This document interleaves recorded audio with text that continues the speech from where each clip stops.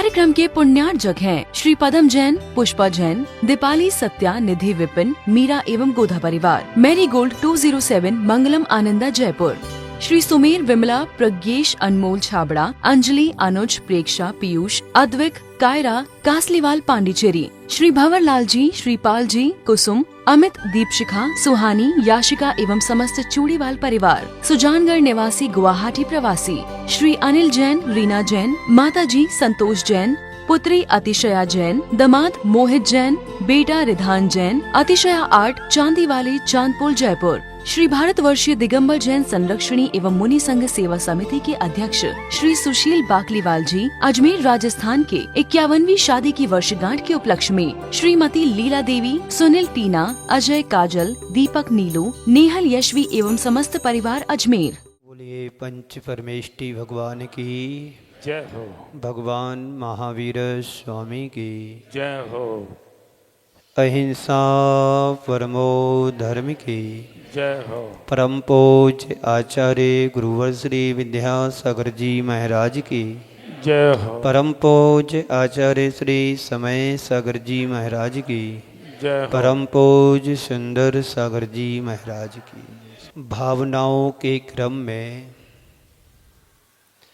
अस्थिर भावना से हमारी भावनाएं शुरू हुई, दूसरे क्रम में असरण भावना, आज उसी क्रम में संसार भावना।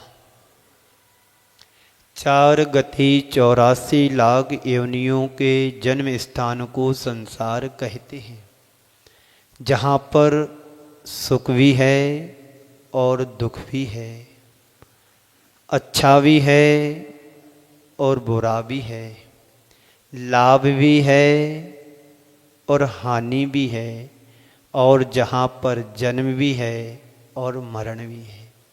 इसका नाम संसार है। जिस संसार में हम रह रहे हैं, इस संसार में सुख कम, दुख ज़्यादा। लगता है हमारे लिए कि सुख है, पर वो सुख नहीं, सुखाभास है। यह जीव जहाँ जाता है उसको वहाँ अच्छा लगता है। आचार्य पूज्यपाद स्वामी इष्टोपदेश में एक श्लोक के माध्यम से कह रहे हैं, यो यत्र निवसन नास्ते सतत्र कुरुते रतिम सा कुरुते रतिम। जहाँ जीव जाता है उसको वहीं अच्छा लगता है। इस संसार की नीति है, जहाँ रहता है वहीं अच्छा लगता। आप लोग किशनगढ़ में रहते हैं, यहाँ अच्छा लगने लगा। किसी को जयपुर में रहना पड़ रहा तो जयपुर में अच्छा लगता, किसी को और कहीं रहना होता वहाँ अच्छा लगता है। ये संसार सागर है। इस संसार सागर से पार होने के लिए धर्म की शरण में आना होगा।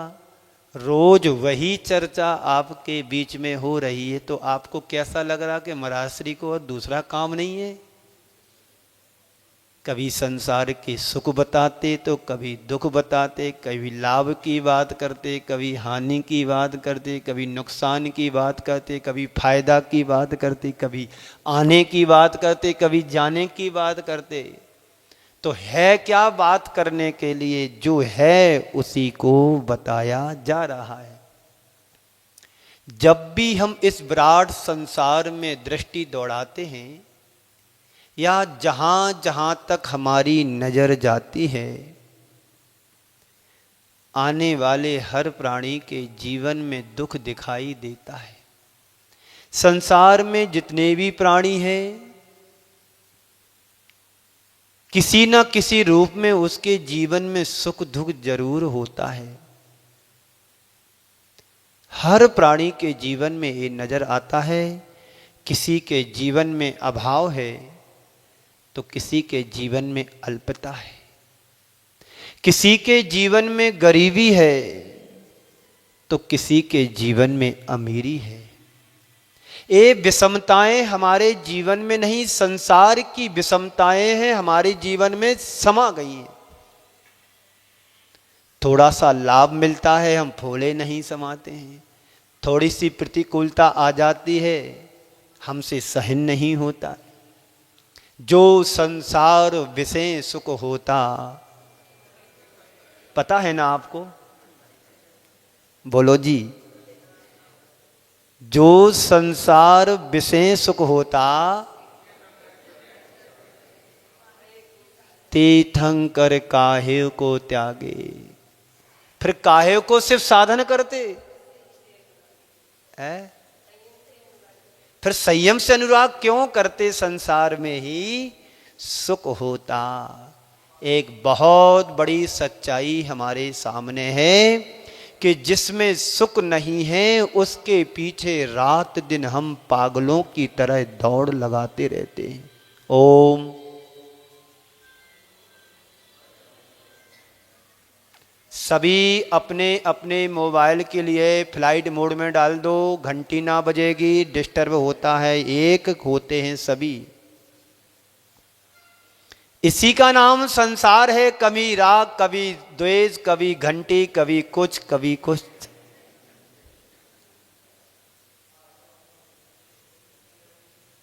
इतना भी ज्ञान नहीं है कि हम मंदिर में आए तो कम से कम साइलेंट तो कर दें, है ना? यही तो दुख है। और दुख का कोई विकृत रूप नहीं देखना है। तो कहीं पर संयोग तो कहीं पर वियोग, कहीं पर बीमारी, कहीं पर कुछ, कहीं पर संपत्ति तो कहीं पर विपत्ति, कहीं पर राग तो कहीं पर द्वेष। संत कहते हैं कुछ ना कुछ हमारे साथ, सबके साथ लगा हुआ है। लेकिन इन सबके मध्य मनुष्य जब अपने आप को देखता है तो उसे लगता है कि सबसे ज्यादा दुखी तो मैं ही हूं। क्या? सबसे ज्यादा दुखी मैं ही हूं। मैं आपसे एक सवाल करता हूं, आप अपने आप को महसूस क्या करते हो, सुखी के दुखी? आप अपने आप को क्या महसूस करते हो, अमीर के गरीब, संपन्न या विपन्न? बोलो। गरीबी कहेंगे तो गरीब तो है नहीं, और अमीरी भी कहेंगे तो उतनी अमीरी भी नहीं है कि जितना हम कह सकूं। तो संत कहते हैं सबसे ज्यादा लोग अपने आप को दुखी ही महसूस करते हैं। संसार भावना की यही उपादेयता है। संसार में यदि सुखी होता, सुख होता तो तीर्थंकर भगवान भी त्यागते नहीं। वह भी हमारे जैसे रहते और अच्छे से रहते, क्योंकि उनके जीवन में कोई कमी नहीं थी। सारी सुख सुविधाएं देवों पुनीत हुआ करती थी। हमारे पास तो नकली रत्न है, उनके पास तो असली रत्न बरसते थे और हम तरस रहे। उनके यहां प्रतिदिन करोड़ों की संख्या में रत्न बरसते थे, हम हरस रहे हैं कि तरस रहे हैं। तय तुम्हें करना, अपने अंदर झांक करके देखना कि जो मैंने पाया है वो स्थायी है कि अस्थायी रूप से। धन दौलत सत्ता संपदा प्रभुता, जो कुछ भी पाया है वो सब छूट जाने वाला है। आप नहीं छोड़ेंगे, तुमसे छुड़ा लिया जाएगा। एक बाबूजी थे सूरत में, वो बाबूजी के नाम से फेमस थे, ओम प्रकाश जी बाबूजी। 2015 में हम लोगों का चातुर्मास सूरत में होना था, पूज्य समता सागर जी के साथ में था। बड़ोदरा में गर्मी के टाइम आए निवेदन करने की, महाराज श्री आपका चातुर्मास सूरत में हो, ऐसी हम सभी की भावना है। तो महाराज श्री ने कहा कि हमारे हाथ में कुछ नहीं है, आप आचार्य श्री के पास जाएं, वहाँ से आशीर्वाद लाएंगे और जो उनका आदेश निर्देश होगा वो हम लोग पालन करेंगे। यही व्यवस्था हमारे संघ की है। ठीक है महाराज श्री, आप समाचार लिख दें, हम आचार्य श्री के पास जाएंगे। महाराज श्री ने पत्र लिखा और लेकर के वो गए। जून महीने की बात है। अच्छी तरह से आशीर्वाद लाए। 3 दिन गुरुदेव के चरणों में रहे, आहार दिया, आशीर्वाद लिया और ट्रेन से निकले। बिना 12 में उस समय आचार्य श्री वहां थे। रास्ते में उन्हें अटैक आया और ट्रेन में ही धराशायी हो गए। किसी का कोई भी भरोसा नहीं है। आशीर्वाद लेकर के निकले कि मुनि संघ का चातुर्मास सूरत में होना है। जब उनका समाचार उनके बच्चों को मिला तो लेने के लिए गए। जब तक समय बीत गया था, 12 घंटे हो गए थे।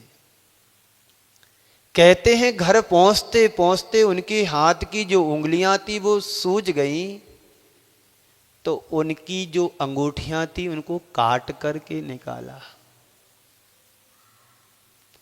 तुम छोड़ करके नहीं जाओगे, तुमसे छुड़ा, ये हकीकत है। तो संसार भावना की यही उपादेयता है कि संसार में कहीं सुख नहीं है। जन्म मरण अरु जरा रोग से सदा दुखी रहता। जन्म का रोग, मरण का रोग और बुढ़ापे का भी रोग, ये 3 महारोग हैं। इन रोग से कोई बच नहीं सकता। सदा यानी हमेशा इन रोगों से व्यक्ति दुखी है। जन्म के समय कितनी पीड़ा होती है ये उसकी माँ ही समझ सकती है कि जन्म देते समय कितनी वेदना होती होगी। चलो जन्म हो गया जैसे तैसे, अब तो और सुविधाएं आ गई। ऑपरेशन के माध्यम से कोई तकलीफ नहीं, थोड़ी सी तकलीफ होगी, बाकी सब अच्छा हो जाएगा। उस दुख से बच जाते हैं। तो मरण का दुख वेदना के साथ मरण होता है और उसके पहले बुढ़ापा और पैर देता है। क्या करता है?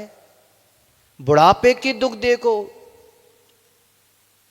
चलते नहीं बन रहा, बैठते नहीं बन रहा और बिस्तर पर पलंग पर पड़े हुए हैं और आदि अन्य प्रकार के दुखों को भोग रहे हैं। देखा नहीं जाता, सुना नहीं जाता, कहा नहीं जाता, फिर भी आयु पूर्ण होने के पहले तक तो दुख भोगना ही भोगना है। ये दुख है कि नहीं? सबके जीवन में आता है। और कहीं एक्सीडेंट के शिकार बन गए तो और तकलीफ से। क्या तकलीफ होती होगी उस समय जब घटना घटती है। वही जीव समझता है जिसके साथ घटना घटती है। तो आचार्य भगवंत कहते हैं, जब तुम्हें दुख का अनुभव होने लगे, तुम्हारा मन दुखों से बोझिल होने लगे, तुम्हारा अपना दुख खुद से सहन ना हो, तुम अपने ही दुखों से विचलित होने लगो, जब तुम्हारा दुख तुम्हें असहनीय लगने लगे, तब थोड़ा संसार पर दृष्टि डाल करके देखो। दृष्टि डाल करके देखो, अपनी दृष्टि फैला करके देखें। संसार के अन्य प्राणियों में झांक करके देखो। सबसे पहले उनके भीतर झांक करके देखना, देखने की कोशिश करना जिन्हें तुम सुखी मानते हो। अभी तक जिन्हें तुम सुखी मानते आए हो उन्हें देखना। तुम्हें लगेगा हमसे ज्यादा तो वो लोग दुखी हैं जिनको आज तक तुम सुखी मानते आ रहे हो। रोटियां कम खाते हैं, दवाइयां ज्यादा खाते हैं। सुन रहे हो ना? रोटियां कम खाते हैं, दवाइयां ज्यादा खाते हैं। जिसके भी जीवन में झांकोगे तुम्हें कुछ ना कुछ दुख दिखाई जरूर देगा। कहा भी है, कोई इष्ट वियोगी विलखे, कोई अनिष्ट संयोगी, कोई दीन दरिद्री विलखे, कोई तन के रोगी। किसी ही घर कलहारी नारी, कै बैरी सम भाई, किसी ही के दुख बाहर देखे, किसी ही और दुचिताई। ये क्या है? संसार के दुख हैं। कोई इष्ट का वियोग होने पर, किसी के जीवन में इष्ट का वियोग होने पर, अपनी प्रिय वस्तु के छिन जाने पर, अपनी प्रिय चीज के अलग हो जाने पर क्या होता है? दुखी होता है। और किसी के जीवन में अनिष्ट का संयोग होता है तो दुखी होता है। किसी कोई दरिद्री है, गरीब है, या किसी के जीवन में रोग आदि व्याधियां, बीमारियां आदि आ जाती हैं तो तब दुखी होता है। किसी ही घर कलहारी नारी, कै सम बैरी भाई। किसी का भाई भाई को नहीं पसंद करता है और किसी की पत्नी कुलच्छन होती है। ये सब क्या है? दुख है। किसी के घर में कम है, किसी के घर में ज्यादा है, किसी के घर में और कम है। कोई तन दुखी, कोई मन दुखी, कोई धन दुखी, थोड़े थोड़े सब दुखी संसार में। यदि सुखी है तो एकमात्र राम का दास है। कौन है? राम का दास, यानी जो प्रभु की आराधना करता हो, जो प्रभु की भक्ति करता हो, जो प्रभु के गुणगान करता हो, गुणानुवाद करता हो, वही वास्तव में थोड़ा बहुत सुखी है जितने समय भक्ति कर रहा है। उसके बाद तो वही घोड़ा, वही मैदान, वही दुकान, वही ग्राहक, वही घर, वही परिवार। किसी के दुख बाहर, किसी के दुख बाहर दिखाई देते हैं।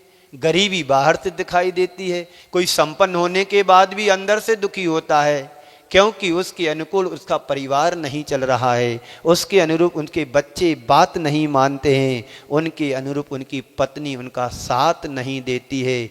एक सेठ जी थे, बड़े धर्मात्मा थे, और वास्तव में उनकी पत्नी, वो सेठ जी ही झेल पाए और कोई नहीं झेल पाता। सेठ जी ने कहा कि आज सर्दी ज़्यादा है, थोड़ा अच्छे से पकौड़ी वगैरह बना लेना। तो पत्नी कहती नहीं बनाऊंगी। पत्नी कहती नहीं बनाऊंगी। देखो महंगाई का जमाना है, थोड़ा थोड़ा बनाया करे, ज़्यादा फिकता है। बोले ज़्यादा बनाऊंगी। देखो मेहमान आ रहे हैं अपने घर में, कभी कभार आते हैं, रोज नहीं आते हैं।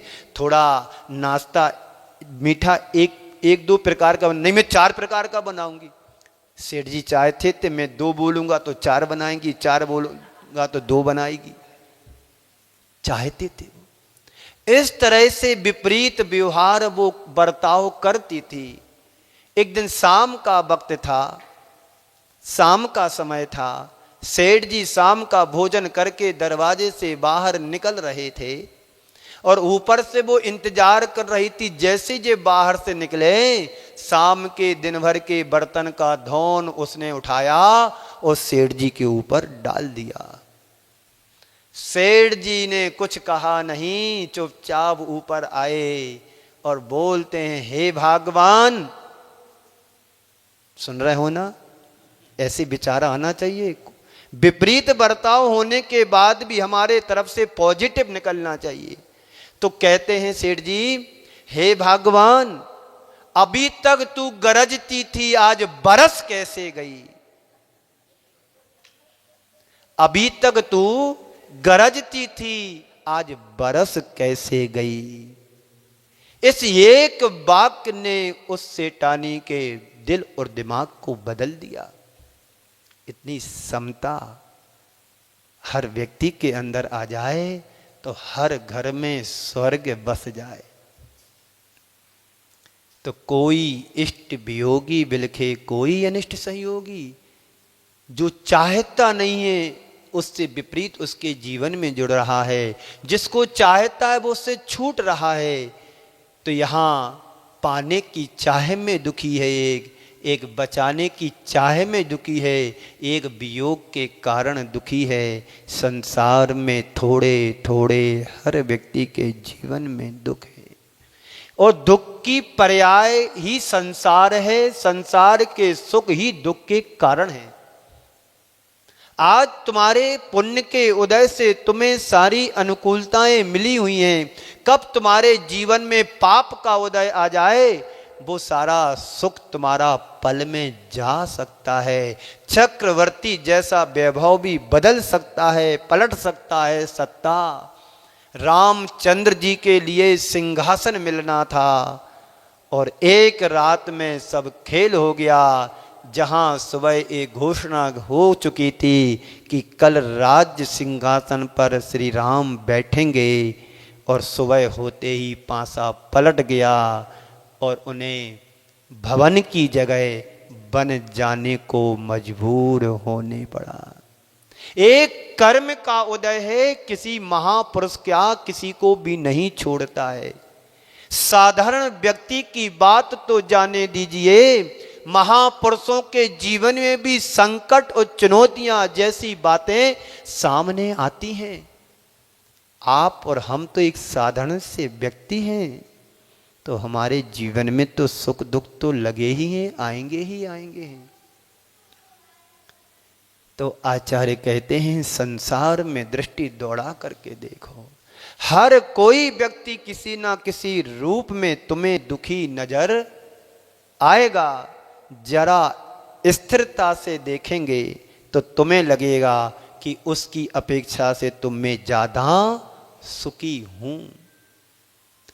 एक गांव में एक महात्मा आए। वो संत पहुंचे हुए संत थे। उनके चरणों में एक भक्त पहुंचा और उस भक्त ने कहा कि गुरुदेव मुझे सुखी होने का मंत्र दे दो। हमारे पास है, आप लोगों को चाहिए हो तो दूंगा, अभी नहीं दूंगा। 6 तारीख के बाद जब मैं चला जाऊंगा तब दूंगा। संत ने उस व्यक्ति की पुकार को सुनकर के मुस्कुरा करके कहा कि ठीक है, मैं तुझे सुखी होने का मंत्र जरूर दूंगा, पर मुझे सुखी व्यक्ति का कोट ला करके दे दो। ठंडी का समय था। संत ने कहा मैं सुखी होने का मंत्र तभी दूंगा जब को तू किसी सुखी व्यक्ति का कोट ला करके दे देगा। उसने सोचा कि बड़ा शहर है किशनगढ़, बड़े बड़े धनाढ्य लोग हैं, एक कोट क्या 1000 कोट मिल जाएंगे, और कोट ना मिले तो पर कोटा तो जरूर मिल जाएगा। वो शहर में गया, नगर में गया, एक बड़े धनाढ्य परिवार के घर जाकर के कहता है बाबूजी आपकी हवेली देख कर के मुझे लग रहा है, आपका बंगला देख कर के मुझे लग रहा है, आपका ये वैभव देख कर के मुझे लग रहा है, इस शहर के सबसे सुखी व्यक्ति आप ही हो। मेरे गुरुदेव ने कहा है यदि तुम्हें सुखी होने का मंत्र चाहिए तो सुखी व्यक्ति का कोट ला कर के दे दो। तो मैं चाहता हूँ, इस नगर के आप श्रेष्ठ जन हैं और आपकी हवेली देख कर के मुझे लग रहा है कि आप सबसे ज़्यादा सुखी हो, मुझे आप अपना कोट दे दो। क्या कहा? मुझे अपना कोट दे दो। सामने वाला व्यक्ति कहता है भाई साहब मैं सुखी नहीं हूं, तुम्हें ये सारा बाहर का वैभव दिखाई दे रहा है, पर मैं यथार्थ में सुखी नहीं हूं। कोट एक नहीं तुम 10 कोट ले जाओ, पर मैं सुखी नहीं हूं। इसी बीच बात चल ही रही थी, सामने से उसकी पत्नी आई और झल्लाते हुए बोलती है कि क्यों क्यों जी, आपने धर्मशाला बना रखी, हर किसी को प्रवेश करा देते हो। बेचारा अपना सा मोह लेकर के वापस लौट गया और सोचता है इससे अच्छी तो मेरी पत्नी है, कम से कम किसी के सामने ऐसा बोलती तो नहीं है। ठीक है, उसके बाद आगे बढ़ता है, एक जागीरदार के पास जाता है और उसने उस जागीरदार से कहा आप अपना कोट दे दो। बोला तू कोट का करेगा क्या? अरे मेरे गुरुदेव आए हैं, उन्होंने कहा कि सुखी होने का मंत्र तभी देंगे जब तुम हमारे लिए सुखी व्यक्ति का कोट ला करके दो। जागीरदार ने कहा कोट तो मैं एक नहीं 4-5 दे दूंगा, पर मैं सुखी नहीं हूं। क्या? मैं तुम्हें सुखी दिखता जरूर हूं पर मैं सुखी नहीं हूं। अरे इतना बड़ा ठाट बाट, इतनी लंबी चौड़ी तुम्हारी खेती जमीन जायदाद, और आप कह रहे हो कि मैं सुखी नहीं हूं। इतना बोलना ही था कि इतनी देर में उसका बेटा शराब के नशे में धुत होकर के आ गया। पिताजी ने पूछा बेटे तू कहां से आ रहा है? तो बेटा शराब के नशे में था। बोलता है पिताजी तुम मेरी लाइफ में इंटरफियर करने वाले कौन होते हो? मैं कहीं से भी आऊं। अरे मैंने तो सोचा कि जागीरदार का घर अच्छा होगा, बड़ा खेती किसानी वाला है, सुखी होने का कोट मिल जाएगा, मेरा काम बन जाएगा। बेचारा चला गया वहां से भी। अब आप लोगों का नंबर आ रहा है, घर बता देना कौन से मोहल्ले में है। आप कौन होते हो मेरी पर्सनल लाइफ में बोलने वाले? ऐसे बेटे होते हैं कलयुग के। हाँ तुम किताबें इकट्ठी कर लो।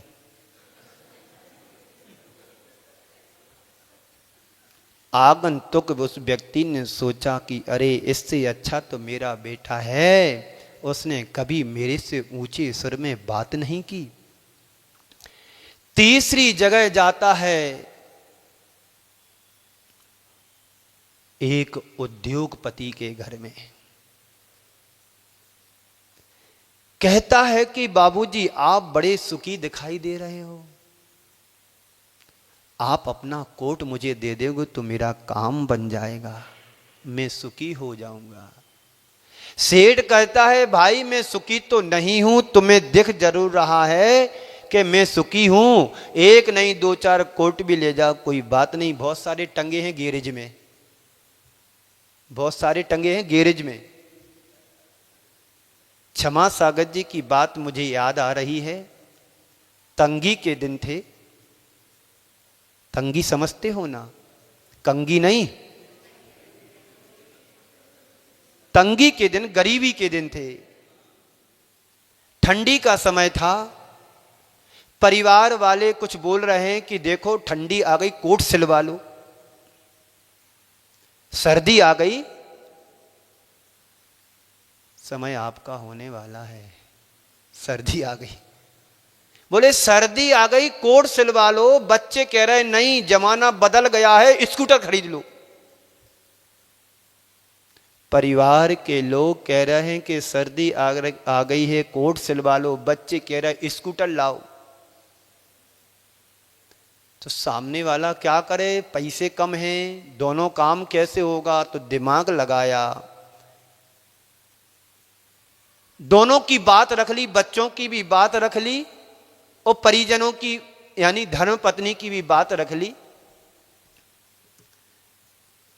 सिलवाया तो कोट है, टांगते गैरेज में है। ये उन्हीं के शब्द हैं, क्षमा सागर जी के। कंप्रोमाइज एंड एडजस्टमेंट की बात वो कह रहे हैं कि सिलवाया तो कोट है, टांगते गैरेज में जहां स्कूटर रखा जाना था। कम पैसे हैं, तंगी के दिन है, महंगाई का जमाना है। उस जमाने में भी महंगाई थी, यदि 100 रुपए का स्कूटर आता है तो 100 रुपये भी लाख के बराबर दिखाई देते थे, आज से 60-70 साल पुराने अंग्रेजों के समय। तो सेठ जी ने कहा, उद्योगपति ने, बात चल ही रही थी और इतने में उनकी श्रीमती आती हैं और अपशब्द बोलने लगती हैं। क्यों जी, आपको समझ में नहीं आता है? इतनी महंगाई के जमाने में हर किसी से देने की बात करने लगते हैं, चलो अंदर चलो। अरे मैंने तो सोचा था कि बड़े उद्योगपति है, पूरे इलाके क्या पूरे देश में क्या प्रदेश में भी इनका नाम चलता है, और ये तो ऐसा कर रही हैं। चलो इससे अच्छी तो हमारी श्रीमती है, कम से कम लाज तो रखती है। आगे बढ़ा, 3-4 जगह घूम करके वापस जाता है। वो क्या करता है? उसे समझ में आ गया कि संसार में कहीं सुख नहीं है। यदि सुख है तो अपने अंदर सुख है, भटकने में सुख नहीं, निज अंतर में डूबने में सुख है। अभी तक तो हम व्यर्थ में संसार में भ्रमण कर रहे थे, और ये भ्रमण आज का नहीं, आदि से लेकर के अनादि तक का है, अनादि से अनंत तक का है। जहां जहां हमारी दृष्टि जाती है वहां वहां पर कोई सुख नहीं है, एकमात्र अभाव का दुख हर व्यक्ति के जीवन में बना हुआ है। मैं कहाँ सुखी हूँ? कहते हैं उसने नगर के एक एक घर को छान मारा, लेकिन उसको एक भी सुखी व्यक्ति नहीं मिला। उन सब के मध्य उसने जब अपनी तुलना की तो लगा कि इस सब से तो मैं ही अच्छा हूँ, सुखी हूँ। अंत में वह आदमी संत श्री के चरणों में जाकर के कहता है, गुरुदेव मैंने दुनिया में सब कुछ देख लिया। जैसे ही वो व्यक्ति आया और आते ही संत ने पूछ लिया, क्या हुआ? कोट लेकर के आए। नेता के पास भी गया था, नेता से कहा कि तुम मुझे सुखी होने का कोट दे दो, तुम सुखी दिखाई दे रहे।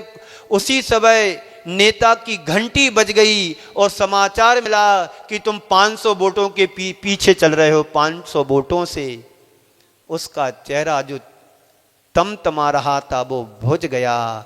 उसने कहा, लंगो कोट तो नहीं मिलेगा, 2-4 वोट चाहिए हो तो वोट ले जाओ, और लंगोट चाहिए तो लंगोट ले जाओ, पर कोट सुखी होने का नहीं मिलेगा। गुरुदेव ने कहा कि बस तुमने इस संसार को देख लिया, कहीं सुख नहीं है, और मैंने अब तय कर लिया अगर इस संसार में मुझे जीना है, सुखी रहना है, जो है जितना है उसमें ही संतुष्ट रह करके मुझे जीना है। और यही सुखी होने का सबसे बड़ा मंत्र है, सेटिस्फाइड। अपने आप में संतुष्ट रहे, देख दूसरों की बढ़ती को कभी ना ईर्षा भाव रहे, होकर सुख में मग्न न फूलें, दुख में कभी ना घबरावे। बैर पाप अभिमान तज निज निज नित्य नए मंगल गावे। बने जहां तक इस जीवन में औरों का उपकार करूँ, ये पंक्तियां अपने मन में गुनगुनाते रहो। जब कभी अवसर आए कोई अच्छा कार्य करने का तो सबसे पहले मैं, सबसे पहले मैं, सबसे पहले मैं, ये भाव हमारे हृदय में जगना चाहिए। और जब ये भाव नहीं आते हैं समझ लेना सबसे दुखी हम, सबसे दुखी हम। समय आपका हो रहा है और होने वाला ही है। बंधुओं, कोई तन दुखी, कोई मन दुखी, कोई धन बिन रहे उदास, कोई तन दुखी, कोई मन दुखी, कोई धन बिन रहे उदास, और थोड़े थोड़े सब दुखी, एक सुखी राम का दास। सब दुखी हैं, और जब अपने समान दूसरे दुखी लगने लगते हैं तो मन को थोड़ा संतोष होता कि हमारे लेवल के और भी हैं। जब बच्चे परीक्षा में फेल ज़्यादा हो जाते तो टी पार्टी मनाते हैं, क्योंकि हमारे फेल होने वाले बहुत सारे हैं, पास तो एक ही हुआ है, वो किसके सामने टी पार्टी मनाए? फेल वाले ज़्यादा हो गए। हम सब यहाँ पर जितने बैठे सब फेल वालों की कैटेगरी के हैं, इसलिए सब खुशी मना रहे, 31 मना रहे। आने वाले दिन हैं, पर जीवन को सुखी बनाना चाहते हो तो जो है जितना है उतने में संतोष धारण करे, निश्चित हमारे जीवन का विकास होगा। तो जन्म मरण अरु जरा रोग से सदा दुखी रहता, द्रव्य क्षेत्र अरु काल भाव भाव परिवर्तन। इस संसार का प्रत्येक प्राणी पंच परावर्तनों में दौड़ लगाता रहता है, और एक एक पंच परावर्तन में, एक एक परिवर्तन में असंख्यात वर्ष लगते हैं, तब वो परिवर्तन पूरा हो पाता है। हमारी यात्रा निगोद पर्याय से हुई है और आज मनुष्य पर्याय तक हम सभी पहुँचे हैं। ये नहीं समझना कि हम मनुष्य बन गए तो सब कुछ पा लिया है। एक पल में हमारा कभी भी विनाश हो सकता है। एक उदाहरण सुना करके मैं अपनी बात को विराम दूं। एक कागज का टुकड़ा, ध्यान से सुनना महानुभाव, मैं बार बार कहता हूँ, ये बातें दोबारा नहीं मिलेंगी। टीवी पे सुनोगे तो मिलेगी और यूट्यूब पर सुन लोगे तो जरूर मिल जाएगी। एक कागज का टुकड़ा हवा के झोंके से जाकर के शिखर पर जा पहुंचा, गिरा पर्वत पर। एक कागज का टुकड़ा हवा के झोंके से पर्वत पर जा पहुंचा। कागज के टुकड़े के पहुंचते ही पर्वत ने बड़ी विनम्रता के साथ कहा कि भाई तुम यहां कैसे? भाई तुम यहां कैसे? कागज का टुकड़ा अहंकार से भरकर के बोलता है कि हूं मैं अपनी बल पर, मैं अपनी दम पर। बात पूरी ही नहीं हुई, हवा का दूसरा झोंका आया और जाकर के गटर में गिरा, सड़ने लगा। ये अहंकारी व्यक्तियों का मिजाज होता है। पल में तोसा पल में रासा, कब राजा और रंक बन जाए और रंक कब राजा बन जाए, यही संसार की वास्तविकता है। इसी मंगल पुनीत भावना के साथ मैं अपनी वाणी को यहीं पर विराम देता हूँ। बोलिए परम पूज्य आचार्य गुरुवर श्री विद्यासागर जी महाराज की। इस कार्यक्रम के पुण्यार्जक थे श्री पदम जैन, पुष्पा जैन, दीपाली सत्या, निधि विपिन, मीरा एवं गोधा परिवार, मैरी गोल्ड 207, मंगलम आनंदा जयपुर, श्री सुमेर, विमला, प्रज्ञेश, अनमोल छाबड़ा, अंजलि, अनुज, प्रेक्षा, पीयूष, अद्विक, कायरा, कासलीवाल, पांडिचेरी, श्री भंवरलाल जी, श्रीपाल जी, कुसुम, अमित, दीपशिखा, सुहानी, याशिका एवं समस्त चूड़ीवाल परिवार, सुजानगढ़ निवासी, गुवाहाटी प्रवासी, श्री अनिल जैन, रीना जैन, माता जी संतोष जैन, पुत्री अतिशया जैन, दामाद मोहित जैन, बेटा रिधान जैन, अतिशया आर्ट, चांदीवाली, चांदपुर, जयपुर, श्री भारतवर्षीय दिगंबर जैन संरक्षणी एवं मुनि संघ सेवा समिति के अध्यक्ष श्री सुशील बाकलीवाल जी, अजमेर राजस्थान के 51वीं शादी की वर्षगांठ के उपलक्ष्य में श्रीमती लीला देवी, सुनील, टीना, अजय, काजल, दीपक, नीलू, नेहल, यशवी एवं समस्त परिवार अजमेर।